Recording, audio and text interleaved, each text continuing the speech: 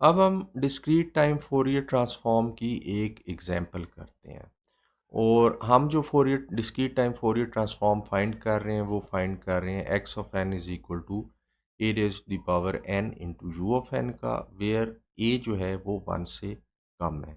अब ये जो डिस्क्रीट टाइम फोरियर ट्रांसफॉर्म है इसको फाइंड करने के लिए हमें एनालिसिस इक्वेशन की ज़रूरत होगी और एनालिसिस इक्वेशन इस फॉर्म में होती है।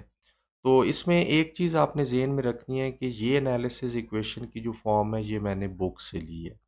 तो बुक के अंदर जो ओमेगा है, स्लाइड्स के अंदर जो अभी हमने देखा कैपिटल ओमेगा की नोटेशन यूज़ की गई है discrete time Fourier transform find करने के लिए, जबकि बुक के अंदर स्मॉल ओमेगा की नोटेशन यूज़ की गई है। यानी बुक ने जो कॉन्टीन्यूस टाइम सिग्नल्स हैं और जो डिस्क्रीट टाइम सिग्नल्स हैं उनकी फ्रीक्वेंसी में कोई फ़र्क रवा नहीं रखा, उन्हें एक ही नोटेशन से रिप्रेजेंट किया है। लेकिन जो हम नोटेशंस पिछली स्लाइड्स में यूज़ करते हैं वो कैपिटल ओमेगा की है। तो ये थोड़ी सी कन्फ्यूजन आपको मे बी हो, तो इस चीज़ को ज़हन में रखना ज़रूरी है। तो बुक के अंदर जो है वो कैपिटल ओमेगा और स्मॉल ओमेगा की सेम नोटेशन यूज़ हुई है। तो ये इक्वेशन चूंकि बुक से है इसलिए यहाँ पे आपको स्मॉल ओमेगा नज़र आ रहा है। तो अब इस इक्वेशन के अंदर एक्स ऑफ एन की जगह उसकी वैल्यू पुट की जाएगी और उसकी वैल्यू जो है वो क्या है, a of n into u of n. अब u ऑफ n जो है वो 0 से लेके इन्फिनिटी तक जाता है और उसकी वैल्यू 1 होती है और ये मल्टीप्लाई हो रहा है a of n into e raise to the power minus j omega n से मल्टीप्लाई हो रहा है। तो चूंकि ये ज़ीरो से शुरू होता है और इन्फिनिटी तक जाता है तो इसका और ये जब ये इस फंक्शन से मल्टीप्लाई होगा तो ये जो फंक्शन है a raise to power n e raise to power minus j omega n, ये ज़ीरो से पहले ज़ीरो हो जाएगा। यानी इसका मतलब ये हुआ कि ये जो समेशन है इसकी लिमिट्स भी चेंज हो जाएंगी। यानी ये लिमिट्स ज़ीरो से इन्फिनिटी तक हो जाएंगी और ज़ीरो से इन्फिनिटी तक यू ऑफ एन जो है वो वन है, इसको आप इग्नोर कर सकते हैं। तो आपके पास ये और a raise to the power n और e raise to power minus j omega n जो है इनके जो एक्सपोनेंट है उसमें स्मॉल एन आता है, तो स्मॉल एन को आप कॉमन पावर के तौर पे लिख सकते हैं। अब ये वाली चीज़ ए into e raise power minus j omega अगर स्मॉल आर के बराबर है तो आपके पास जो रिजल्टिंग इक्वेशन बनती है वो ये बनती है r raise to power n summation of n from small n from zero to infinity. तो ये ज्योमेट्रिक समेशन का फार्मूला बन जाता है और ये it is equal to one over one minus r. और आर जो है अभी हम देख चुके हैं कि इसके बराबर है और अगर आर वन से कम है तो जैसे कि ये केस है चूंकि ए जो है वो वन से कम है तो आपके पास जो ये रिजल्टिंग जो है सम आता है ज्योमेट्रिक, और इधर आर की वैल्यू अगर मैं दोबारा पुट कर दूं तो I will get one over one minus a raise to power e a into e raise to power minus j omega. तो जो फोरियर ट्रांसफॉर्म बना है एक्स ऑफ एन का वो एक कॉम्प्लेक्स फंक्शन बना है और एक कॉम्प्लेक्स फंक्शन जो होता है उसका एक मैग्नीट्यूड होता है जिसको आप इस तरह रिप्रेजेंट करते हैं। यानी ये आपका फोरियर ट्रांसफॉर्म है कॉम्प्लेक्स, तो ये इसका मैग्नीट्यूड है। जब आप बार्स डाल लेते हैं x of e j omega के इर्द गिर्द बार डाल लेते हैं तो इसका मतलब होता है कि मैग्नीट्यूड। और जो आपका फेज बन रहा है वो आपका यहाँ पे ई रेज टू पावर जे, और ये जो चीज़ है ये फेज को इंडिकेट करती है। यानी ये वाला जो आपका इसका मतलब हुआ कि this is the phase of the this Fourier transform. तो इसका एक मैग्नीट्यूड होगा और एक इसका फेज होगा। तो ये चीज़ अब जब आप मैग्नीट्यूड को प्लॉट करेंगे as the function of frequency, यानी अगर आप x of e j omega bar को प्लॉट करें as a function of frequency, or आप जो है जो फेज है x e raise to power j omega इसको प्लॉट करें as a function of the frequency. तो ये जो मैग्नीट्यूड और फेज प्लॉट है इसको जो आप नाम देते हैं वो स्पेक्ट्रम का नाम देते हैं एक सिग्नल के। और ये स्पेक्ट्रम ये बताता है कि आपके सिग्नल में कौन कौन सी फ्रीक्वेंसीज हैं और उनके क्या क्या मैग्नीट्यूड्स हैं। और ये जो स्पेक्ट्रम है ये पीरियोडिक होगा 2 पाई के ऊपर, जैसे कि हम अभी पहले देख चुके हैं। तो अब ये आपका फोरियर ट्रांसफॉर्म है। और आप पहले भी कई दफ़ा मैग्नीट्यूड और फेज प्लॉट्स बना चुके हैं, तो this is an exercise for you कि आप इसका मैग्नीट्यूड निकालें और इसका फेज निकालें इस फंक्शन का, और फिर उसको प्लॉट करें। तो अगर आप इसको प्लॉट करते हैं, जैसे आप मैग्नीट्यूड को प्लॉट करते हैं, तो मैग्नीट्यूड के प्लॉट में आप ये देख सकते हैं कि ये जो चीज़ है,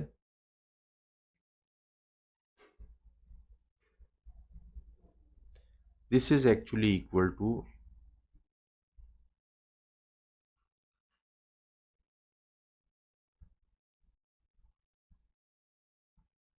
ठीक है।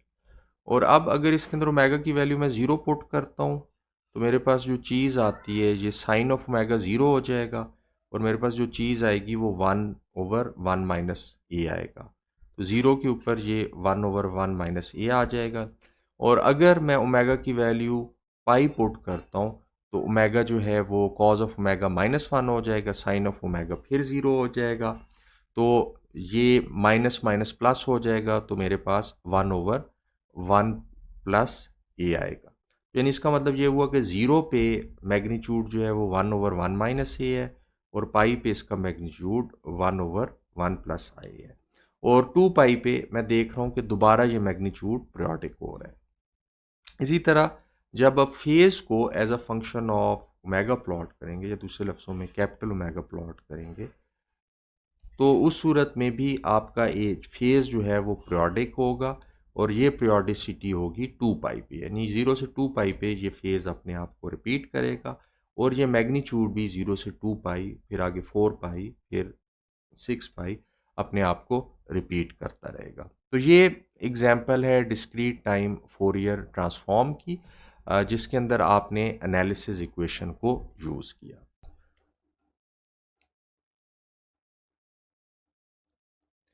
अब हम x n is equal to a raise to the power n modulus का जो है फोरियर ट्रांसफॉर्म लेंगे। और इस केस के अंदर मॉडुलस का क्या मतलब है? मॉडुलस का मतलब ये है कि अगर n की वैल्यू 3 है या n की वैल्यू -3 है, तो दोनों सूरतों में इस ये दोनों इक्वल होंगे। यानी जो -3 है, जब इसके इर्द गिर्द मॉडुलस होगा तो ये +3 हो जाएगा, यानी it is equal to a+3।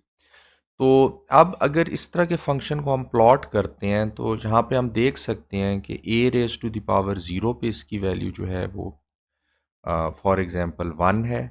फिर यहाँ पे a raise to the power 1 value, और a 1 से छोटा है तो ये वैल्यू डिक्रीज़ कर रही है। इसी तरह यहाँ पे a 2 है, a 3 है। और इसी तरह जब n की वैल्यू नेगेटिव होगी, तो चूँकि -1 पॉजिटिव हो जाएगा, तो यहाँ पे a 1 है, यहाँ पे a 2 है, यहाँ पे a 3 है।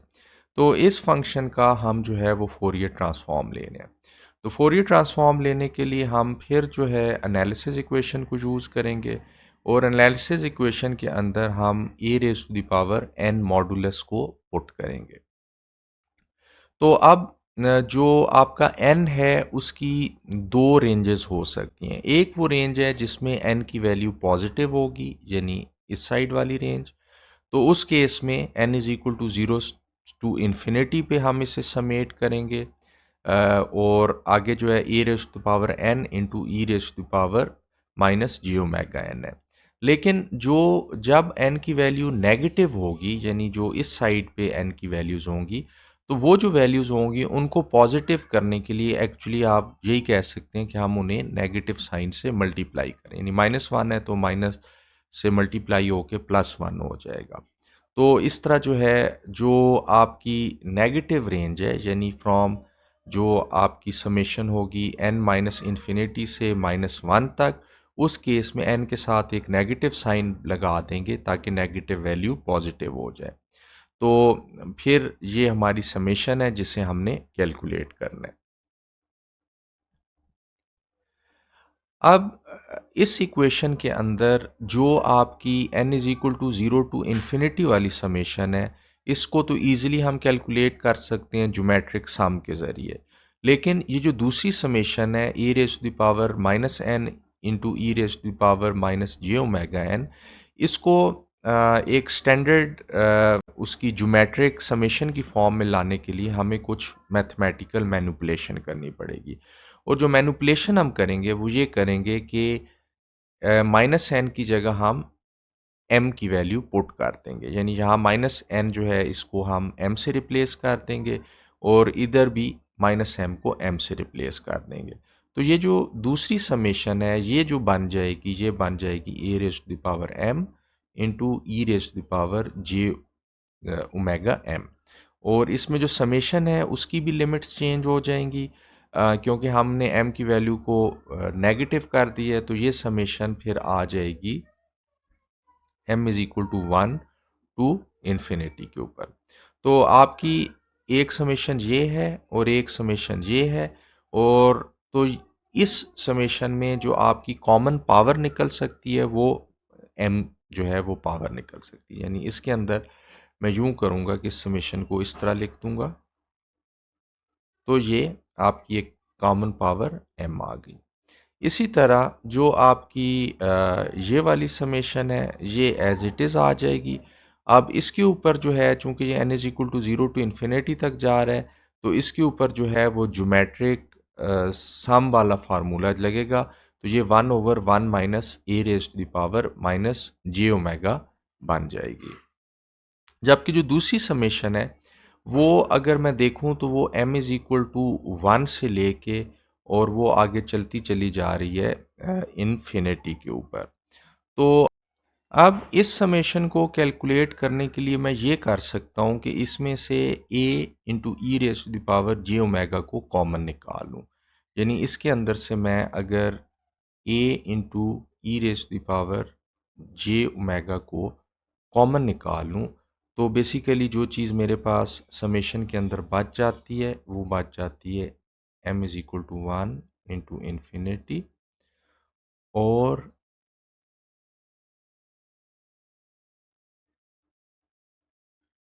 इसकी पावर जो है m-1 हो जाएगी। लेकिन यानी इसका मतलब ये है कि जब मैं m की वैल्यू 1 पुट करूँगा तो इसकी पावर 0 हो जाएगी। यानी जो स्टार्ट करेगी ये समेशन वो 0 की पावर से स्टार्ट करेगी और इन्फिनिटी तक चली जाएगी। यानी इसके ऊपर मैं स्टैंडर्ड ज्योमेट्रिक समेशन का फार्मूला जो है वो लगा सकता हूँ, और जब मैं लगाऊंगा तो ये जो मैंने कॉमन निकाला था ये आ जाएगा और बाकी के ऊपर सिमेट्रिक जो है ज्योमेट्रिक समेशन वाला फार्मूला लग जाएगा। तो डिनोमिनेटर में जो चीज़ मेरे पास आएगी वो 1 minus a raise to the power minus j omega आ जाएगा। तो अब इसको मैं फर्दर सिंप्लीफाई भी कर सकता हूँ। अब इसको आगे मैं सॉल्व करता हूँ तो इसको मैं इजीली सॉल्व कर सकता हूँ इस तरह।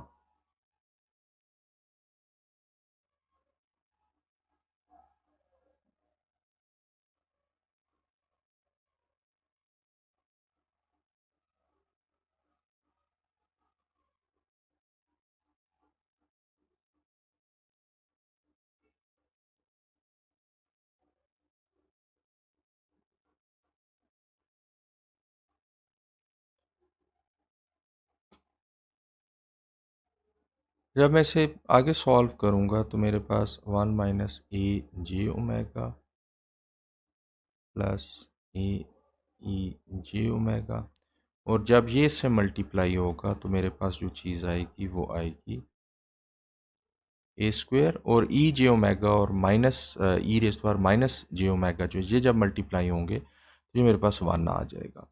तो ये कैंसिल हो जाएंगे। न्यूमरेटर में मेरे पास 1 माइनस ए स्क्वेयर आया और डिनोमिनेटर में ये दोनों मल्टीप्लाई होंगे, तो जब ये मल्टीप्लाई होंगे तो मेरे पास जो चीज़ आएगी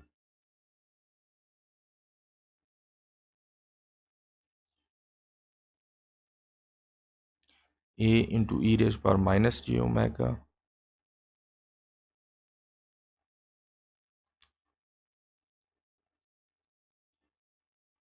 a into e raise power j omega,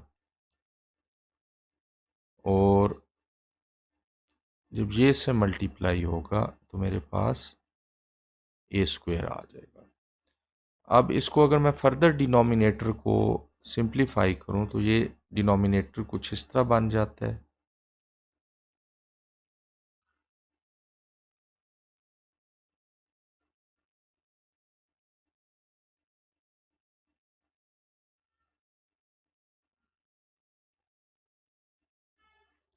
अब ये जो चीज़ है ये बेसिकली आपकी 2 कॉस ऑफ ओमेगा के बराबर है।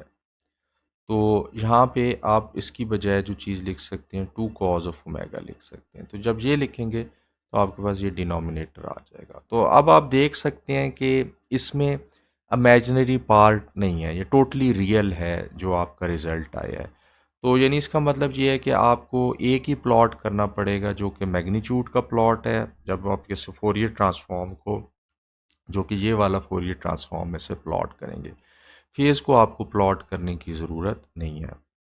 अब जब ओमेगा की वैल्यू ज़ीरो होगी तो आप देख सकते हैं कि अगर ओमेगा की वैल्यू आप ज़ीरो पुट करते हैं इसके अंदर, इस इक्वेशन के अंदर, तो आपके पास जो चीज़ आती है वो आती है 1+a/1 - a। तो ओमेगा पे आप देख सकते हैं कि इस फंक्शन की वैल्यू है 1+a/1 - a। और ओमेगा की वैल्यू जब आप पाई पुट करते हैं तो उस सूरत में जो आपके पास चीज़ आएगी वो आपके पास आएगी,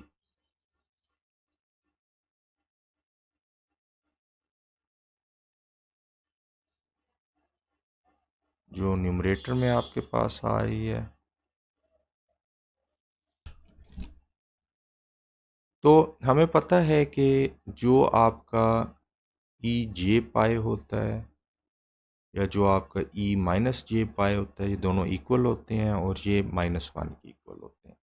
यानी इसका मतलब ये हुआ कि यहाँ पे आपके पास -1 आ जाएगा इसकी जगह और इसकी जगह, तो आपके पास 1+a न्यूमरेटर में आ जाएगा। यानी न्यूमरेटर में 1+a है, जबकि डिनोमिनेटर में 1+a है, जबकि न्यूमरेटर में आपके पास 1+a ई रेज़ पावर जे पाई इंटू ए है। तो ये भी -1 हो जाएगा। तो न्यूमरेटर में जो चीज़ आपके पास आई वो 1 - a आ गई और डिनोमिनेटर में जो चीज़ आ गई वो 1+a आ गई। तो इस तरह आपका जो है ये प्लॉट जो है, ये इसकी जो मैक्सिमम वैल्यू है वो 1+a/1 - a है, जो कि ओमेगा ज़ीरो पे है। और ओमेगा पाई पे इसकी जो वैल्यू आपकी बनती है वो मिनिमम वैल्यू है, जो कि 1 - a/1+a है। अब हम नेक्स्ट एग्जांपल सॉल्व करते हैं और इस एग्जांपल के अंदर हम इस एक्स एन का फोरियर ट्रांसफॉर्म लेंगे और इस एक्स एन के अंदर जो वैल्यू है एक्स एन की वे 1 है -n1 से n1 तक, लेकिन n1 के बाद और -n1 से पहले इसकी वैल्यू 0 है। तो इसका फोरियर ट्रांसफॉर्म लेने के लिए हम फिर एनालिसिस इक्वेशन यूज़ करेंगे और इस एनालिसिस इक्वेशन के अंदर एक्स एन की वैल्यू पुट करेंगे। तो यहाँ पे जो लिमिट आपकी है वो, या जो समेशन है वो n माइनस इन्फिनिटी से इन्फिनिटी तक जा रही है।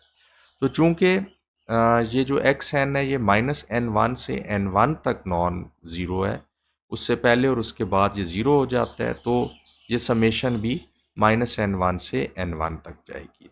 और इधर जो है, और इस लिमिट के दरमियान जो एक्स एन की वैल्यू है वो 1 है into e raise the power minus j omega n से ये मल्टीप्लाई हो रहा है। तो इसको मैं इस तरह भी लिख सकता हूँ।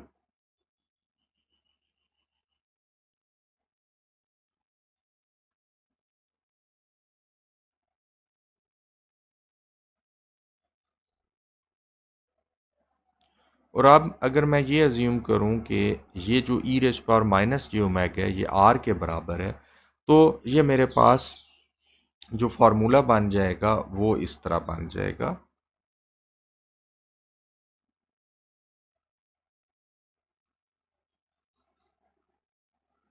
Are raise to the power n के बराबर आ जाएगा।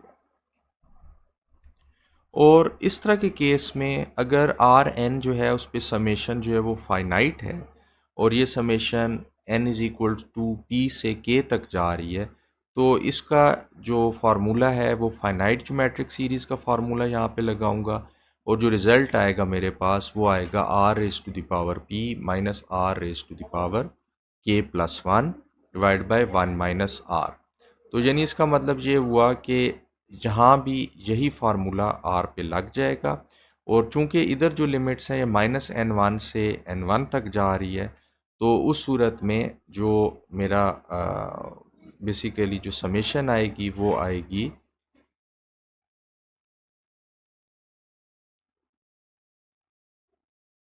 आर -n से माइनस आर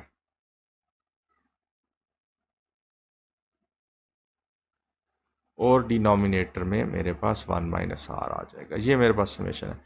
फिर आर के अंदर मैं उसकी वैल्यू पुट करूं जो कि e raise to the power minus j omega के बराबर है, तो फिर मेरे पास जो चीज़ आएगी वो आएगी e raise to the power j omega n one minus e raise to the power minus j omega n one plus one divide by 1 minus e raise to power minus j omega. अब numerator से मैं e raise to the power minus j omega by two common ले लूँगा।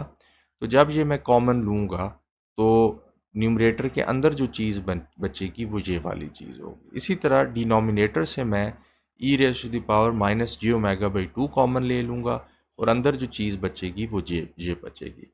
अब अगर मैं numerator को भी 2j से डिवाइड कर दूं और डिनोमिनेटर को भी 2j से डिवाइड कर दूं, तो ये जो इक्वेशन आज ये जो रिजल्टिंग इक्वेशंस आएंगी, यानी जो इसकी इक्वेशन आएगी वो एक साइन की इक्वेशन होगी और इसकी इक्वेशन भी एक साइन की इक्वेशन होगी और ये एक दूसरे से कैंसिल हो जाएंगे। तो एज अ रिज़ल्ट मेरे पास न्यूमरेटर में जो चीज़ आएगी वो sine of omega n one plus one by two आ जाएगा और डिनोमिनेटर में मेरे पास जो चीज़ आएगी वो sine of omega by two आ जाएगी और ये जो है सिंक फंक्शन है। तो यहाँ पे ये सिंक फंक्शन मैंने प्लॉट किया हुआ है, लेकिन आम सिंक फंक्शन के लिए कॉन्टीन्यूस सिंक फंक्शन के बिलमुकाबिल ये जो सिंक फंक्शन है ये 2 पाई पे अपने आप को रिपीट कर रहा है, जैसे कि डिस्क्रीट टाइम फोरियर ट्रांसफॉर्म की प्रॉपर्टी होती है। अब हम जो है x n is equal to delta n का फोरियर ट्रांसफॉर्म लेंगे। तो बेसिकली हम दोबारा एनालिसिस इक्वेशन यूज़ करेंगे और एक्स एन की जगह हम डेल्टा एन पुट कर देंगे और डेल्टा एन मल्टीप्लाई हो रहा है e raise the power minus j omega n से। अब डेल्टा एन क्या चीज़ है? ये एक इम्पल्स है जो कि n is equal to zero पे लोकेटेड है और ये जब इम्पल्स मल्टीप्लाई होगी इस चीज़ के साथ, तो प्रोडक्ट में भी e raise to power minus j omega n की वो वैल्यू आएगी जो कि omega is equal to zero पे होगी। यानी इसका मतलब ये होगा कि e raise power minus j zero जो है वो 1 की इक्वल आ जाएगा और ये जो 1 की वैल्यू है ये आ जाएगी इसके साथ, यानी डेल्टा एन इंटू वन हो जाएगा।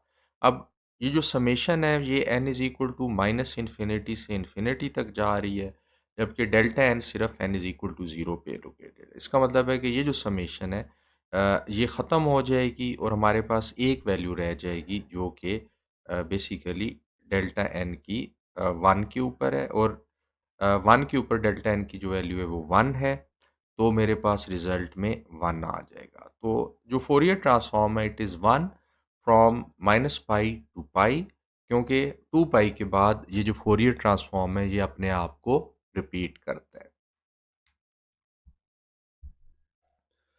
तो जो आपके पास इम्पल्स होती है डेल्टा एन उसका फोरियर ट्रांसफॉर्म हमारे पास 1 आया। अब 1 का हम इन्वर्स फोरियर ट्रांसफॉर्म लेके ये देखेंगे कि क्या दोबारा हमारे पास इम्पल्स आती है या नहीं आती। और इन्वर्स फोरियर ट्रांसफॉर्म लेने के लिए हम जो है जो इक्वेशन यूज़ करेंगे वो सिंथेसिस इक्वेशन यूज़ करेंगे और इस सिंथेसिस इक्वेशन में हम जो है x of e j omega को ई जे ओमेगा एन से मल्टीप्लाई करेंगे और उसको फ्रीक्वेंसी के ऊपर ओमेगा के ऊपर इंटीग्रेट कर देंगे और ये जो इंटीग्रेशन है ये हम माइनस डब्ल्यू फ्रीक्वेंसी से डब्ल्यू फ्रीक्वेंसी तक करेंगे और इन फ्रीक्वेंसीज की डिफरेंट वैल्यूज़ रख के हम ये देखेंगे कि हमारे पास क्या रिज़ल्ट आता है। तो यहाँ पे एक्स ई जे ओमेगा की जगह हमने 1 की वैल्यू पुट कर दी, तो जो हमारे पास इंटीग्रल आ गया वो इस फॉर्म में आ गया। अब अगर इस इंटीग्रल को मैं सॉल्व करता हूँ तो बेसिकली मेरे पास जो चीज़ आती है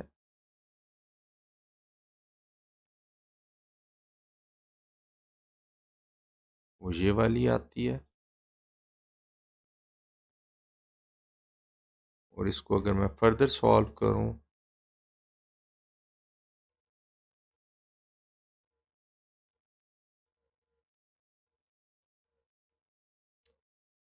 नीचे जो है मेरे पास जे एन आ गया। अब जे एन को मैं इधर ले जाऊं और 2 को इधर ले आऊं,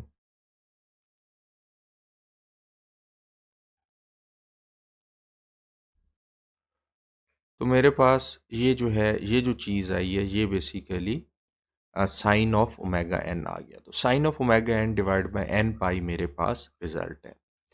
अब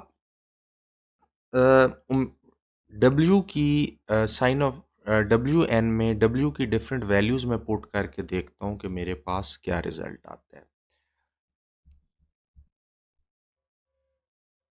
तो ये वाला जो फंक्शन है, ये एक सिंक फंक्शन है, और इस सिंक फंक्शन के अंदर जब मैं डब्ल्यू की वैल्यू पाई बाई 4 पुट करता हूँ, या दूसरे लफ्ज़ों में इसका ये मतलब हुआ कि जो इंटीग्रेशन मैं कर रहा हूँ ये माइनस पाई बाई 4 से पाई बाई 4 तक कर रहा हूँ, यानी कंप्लीट 2 पाई पे ये इंटीग्रेशन नहीं है। तो मेरे पास ये सिंक फंक्शन आएगा as an inverse Fourier transform. अगर मैं इंटीग्रेशन की लिमिट बढ़ा देता हूँ और इसे 3 पाई बाई 8 से माइनस 3 पाई बाई 8 से 3 पाई बाई 8 तक करता हूँ, तो उस सूरत में मेरे पास ये सिंक फंक्शन आएगा। और इस तरह मैं बढ़ाता चला जा रहा हूँ, फिर मैं माइनस पाई बाई 2 से पाई बाई 2 तक इंटीग्रेशन कर रहा हूँ बाय सेटिंग डब्ल्यू is equal to pi by 2। तो ये देख रहा हूँ कि ये जो सिंक है फंक्शन ये सुकड़ता जा रहा है, और यहाँ तक मैं जब डब्ल्यू की वैल्यू पाई पुट करता हूँ तो इसका मतलब है कि ये जो इंटीग्रेशन हो रही है, ये हो रही है माइनस पाई से पाई तक इंटीग्रेशन, यानी ये कंप्लीट 2 पाई इंटरवल के ऊपर इंटीग्रेशन हो रही है, जिस पे फोरियर ट्रांसफॉर्म अपने आप को रिपीट करता है। तो जब मैं ये पुट करूँगा, डब्ल्यू की वैल्यू पाई पुट करूँगा, तो मेरे पास बेसिकली जो चीज़ आएगी वो sine pi by n over pi by n होगा, और एन की जब मैं डिफरेंट वैल्यूज पुट करूँगा, एन इज इक्वल टू 1, तो इसकी वैल्यू 1 होगी। जब n की वैल्यू 0 पुट करूँगा तो ये साइन ऑफ 0 ओवर 0 होगा, इस पे लोपिटाल रूल पड़ेगा और इधर 1 वैल्यू आएगी। फिर जब मैं n की वैल्यू 1 पुट करूँगा तो साइन ऑफ 0 ओवर पाई हो जाएगा जो कि 0 के इक्वल है। n की वैल्यू 2 पुट करूँगा तो उस सूरत में भी मेरे पास जो है वो न्यूमरेटर में 0 आएगा, डिनोमिनेटर में पाई आ जाएगा। तो इस तरह बाकी सारी वैल्यू 0 हो जाएंगी, और जो 0 पे वैल्यू है वो 1 हो जाएगी। तो यानी इसका मतलब ये हुआ कि अगर मैं इनवर्स फोरियर ट्रांसफॉर्म फाइंड कर रहा हूँ तो ये जो इंटीग्रेशन मुझे करनी पड़ेगी ये कंप्लीट 2 पाई की लिमिट पे करनी पड़ेगी, या 0 से 2 पाई तक, या माइनस पाई से पाई तक। और इस सूरत में मैं देख सकता हूँ कि जब मैंने जो इम्पल्स का फोरियर ट्रांसफॉर्म है उसका जब मैंने इनवर्स फोरियर ट्रांसफॉर्म लिया और इंटीग्रेशन माइनस पाई से पाई तक यानी कंप्लीट 2 पाई पे की, तो जो मेरा रिजल्ट आया वो फिर एक दोबारा इम्पल्स फंक्शन आ गया जिसका ओरिजिनली मैंने फोरियर ट्रांसफॉर्म लिया था। अब हम x n is equal to delta n minus one plus delta n plus one का फोरियर ट्रांसफॉर्म फाइंड करते हैं, या discrete time Fourier transform find करते हैं। तो इसके लिए दोबारा हम एनालिसिस इक्वेशन यूज़ करेंगे और एक्स एन की जगह हम ये चीज़ पुट कर देंगे। अब जब हमने एक्स एन की जगह delta n minus one plus delta n plus one put किया और e raise power minus j omega n से ये मल्टीप्लाई हो रहा है, तो e raised power minus j omega n इसके साथ भी मल्टीप्लाई होगा, इसके साथ भी और ये दोनों ऐड होंगे और समेशन का साइन भी अंदर चला जाएगा दोनों सम्स के साथ। तो हमारे पास इस तरह की इक्वेशंस बन जाएंगी। अब जो पहली समेशन है इसमें delta n minus one multiply हो रहा है e raised power minus j omega n से, और डेल्टा एन माइनस वन का मतलब होता है कि एक इम्पल्स है जो कि डेल्टा एन माइनस वन के ऊपर लोकेटेड है, और ये इम्पल्स जब इससे मल्टीप्लाई होगी तो हमारे पास इसकी जो वैल्यू आएगी वो n is equal to one पे आ जाएगी, यानी जो वैल्यू आएगी इसकी वो e raise power minus j omega. अब ये जो समेशन हो रही है ये n is equal to zero to infinity है, लेकिन हमारे पास एक वैल्यू रह गई है जो कि n is equal to one पे है, बाकी सारी वैल्यू ज़ीरो है। तो ये समेशन भी जो है वो ख़त्म हो जाएगी, और इस एक वैल्यू पे डेल्टा n माइनस वन की जो वैल्यू है वो 1 है। इसी तरह यहाँ पे डेल्टा n प्लस 1 का मतलब ये है कि ये एक इम्पल्स है जो कि -1 पे लोकेटेड है और ये मल्टीप्लाई होगी e raise power minus j omega n के साथ। तो जो इसकी e raise power minus j omega n की जो वैल्यू है वो आ जाएगी और वो वैल्यू जो -1 पे है। तो -1 पे n इज़ इक्वल टू -1 पे इस पे जो इसकी जो वैल्यू आएगी वो आएगी e raise power g omega और ये summation n is equal to 0 to infinity है और चूँकि n की एक वैल्यू हमारे पास रह गई है जो कि -1 पे है, तो ये समेशन भी हमारे पास ख़त्म हो जाएगी और एज अ रिज़ल्ट हमारे पास यहाँ पे उस जगह पे 1 उसकी जगह आ जाएगा। तो हमारे पास जो चीज़ आई ई raise power minus j omega plus ई जे ओमेगा, तो ये बेसिकली कोसाइन का फंक्शन बन जाएगा। तो ये हमारा फोरियर ट्रांसफॉर्म हो गया इस चीज़ का।